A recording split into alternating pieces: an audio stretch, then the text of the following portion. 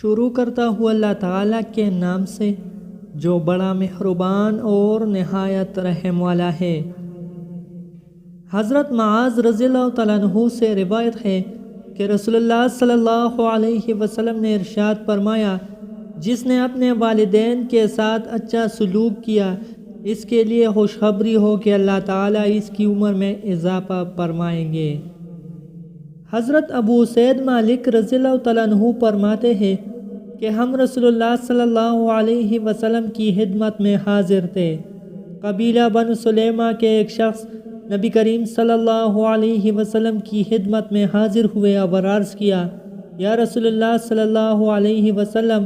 کیا میرے لیے اپنے والدین کے انتقال کے بعد ان دونوں کے ساتھ حسن سلوک کی کوئی صورت باقی ہے؟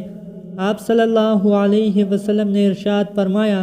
ہاں، ان کے لیے دعائیں کرنا، اللہ تعالیٰ سے ان کے لیے مغفرت طلب کرنا، ان کے بعد ان کی وصیت کو پورا کرنا،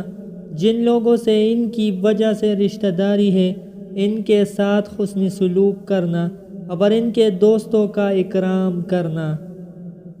حضرت ابن مالک رضی اللہ تعالیٰ عنہ سے روایت ہے کہ انہوں نے نبی کریم صلی اللہ علیہ وسلم کو یہ ارشاد فرماتے ہوئے سنا،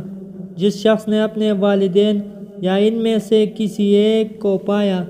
پھر ان کے ساتھ بدسلوکی کی تو وہ شخص دوزخ میں داخل ہوگا،